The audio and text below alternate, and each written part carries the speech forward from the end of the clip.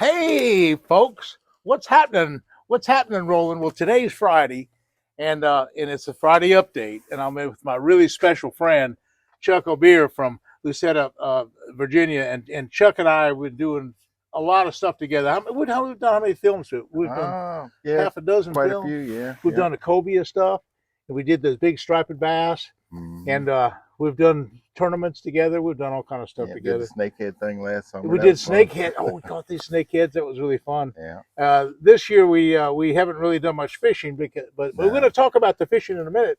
Actually, why I'm here, we're going to talk about Chuck's upcoming fishing season. But why I'm here right now is really the turkey hunt. Yeah. Now, what happened today? Today was actually a good day. Hey, I want to show you something, folks. Look at these beards. Look at these things. These are some big old turkeys. We shot. We doubled up on some good ones. How you doing, Chuck? Look at the one that Chuck got. That's a double beard. Yeah. And here I got a big one. That's a nice one. And look, 1.25 inch spurs. Anyway, we doubled up on a. We had a great day. Yeah, it's been a tough week, but today was good. You have a call. You have your diaphragm call in your pocket.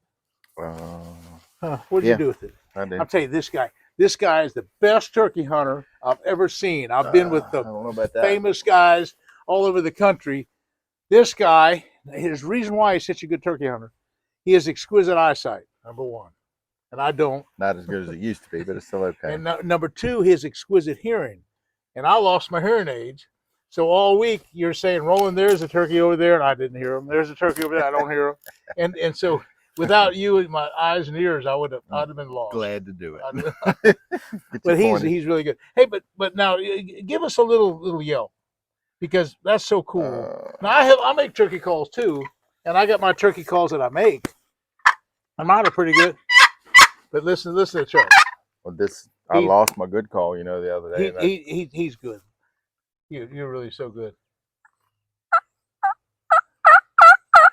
Oh, that's hen time. That's really good.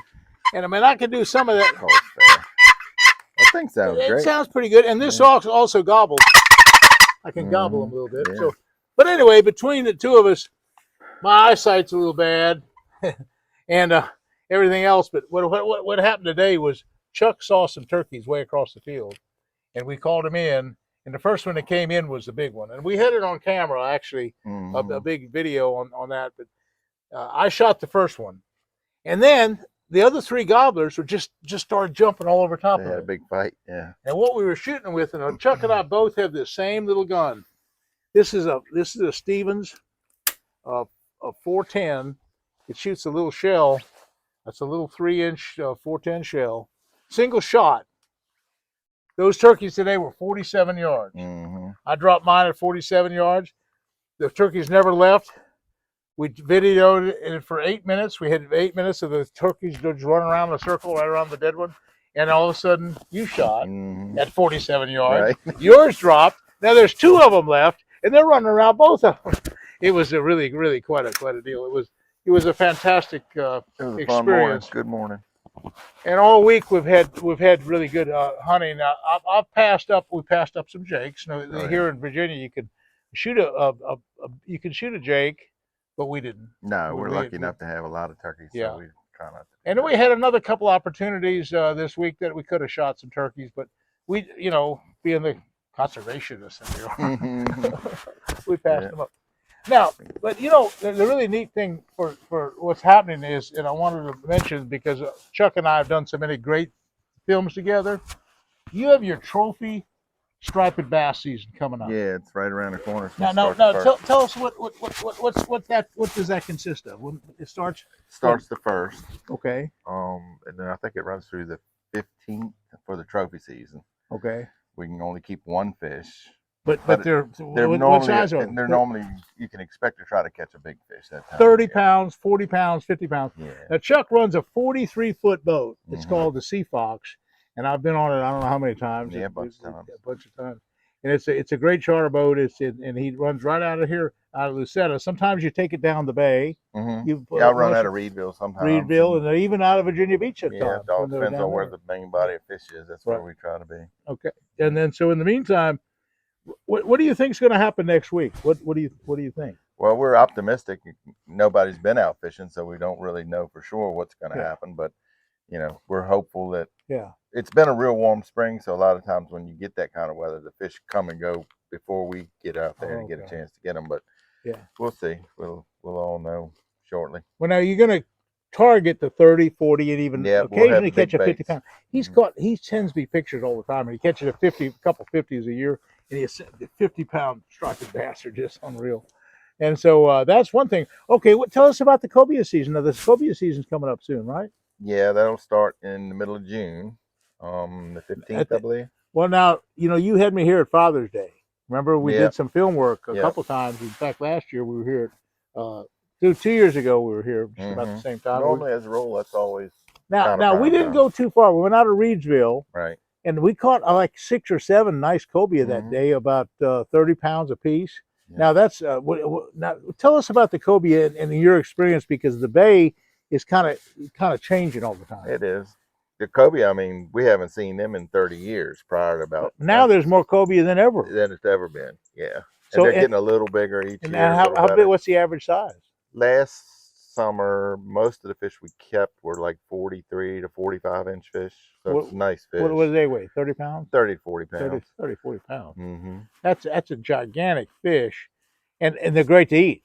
Very good to eat. You can, like last year, you could keep it just a couple, right? But that's still a lot. The private boats, yeah. I think, is 1 fish per boat per day, and the charter boats we can keep 2. Okay.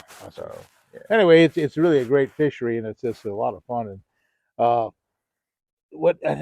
tell me how do now the striped bass thing? You troll the big heavy tackle. I wish you had one of those rods to show. I got one. We can show them the big bucktails.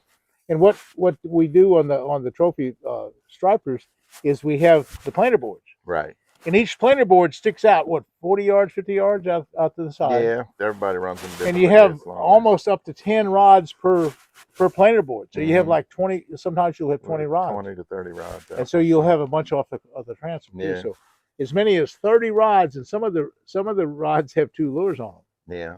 And so now what happens when you hit a school of fish? It can be everybody's got fish on. Yeah. And I remember when we had Pastor Grant. Remember Pastor Grant came down from Naples, and his son, we got in a couple schools out here. We had some 15, 20, 30-pound stripers, and everybody had one on. Yeah. It was really cool. It's always fun. But now that's how you fish the planer boards and the big bucktails. That's how you're going to fish the trophy striped bass. Right. How do you catch the cobia? We normally anchor and chum for them. Okay. Yep. Now, what kind of chum? What do you? We'll just ground up menhaden, the same thing that's a forage fish that everything in the bay eats it. We'll grind it up and just spoon it in, and then use live eels, live spot, whatever. They like different things different times. Now, in the background, here is Darlene. Darlene is Chuck's wife, and she's the master chef for today. And what are you cooking? You look at the hamburger. She's got all sorts of hamburger and stuff, and she's got the grill ready, and she's going to get all this stuff going. And so that's oh boy, what do you? I'll grab a rod. On? Oh, and Chuck's going to get the rod. And so what? Whoa, that looks like good hamburgers there, Darlene. Yep. Oh wow. You feed them good when you do. Well, I really enjoyed your hospitality all the time here. She's been a real lifesaver. And she also cuts my hair, but not anymore. She gave up on that. Well, no, I cut it. You cut it? You cut it last year. Yeah. Anyway, folks, Chuck's going to get a rod and show you what kind of rod he's talking about. He has the big striper combination. Now, I'm getting ready to leave tomorrow, and my son Scott is down at Santee Cooper, and he's fishing the Elite Series, the B.A.S.S. Elite Series.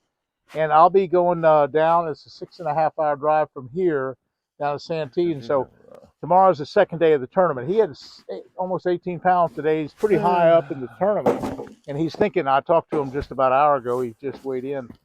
And he said that he's going to catch him tomorrow. So he's going to try to make that top 10 position. I think he might do that. So I'll be down there tomorrow afternoon to kind of cheer him on and see that thing. See, Santee is where I learned my ABCs of fishing. I back in the 60s, I went to the military. I was at Fort Jackson. I was during the Vietnam time, and I was running rifle ranges and stuff like that. So, here's Chuck now with with some of the look at this. Look at this. It's I don't so have cool. anything that's rigged up, but because Look at everything's this. on the boat right now. But Now, this is look at typical the of what size. we use. Look at the They're size. like of stuff. 9-inch baits. That is really big. Now you're talking about a big, giant fish hitting this thing. That is so exquisite. That is a look at that thing. That is a big bait, and a big old 20 and 30 pound, and even 40 pound, and even 50 pound Yeah, it's possible. stripers hit that big old bait right there. Now, how much? Let's see. What's the setup here? It says it's braid, right? Yeah, that's braid. Yeah, I run like 80 to 100 on them most of the time. 80 to 100 pound fish braid. Okay. Yeah. Wow. Look at that thing. And then we'll run pull a 20-foot leader off of that. Okay. It normally gets it done.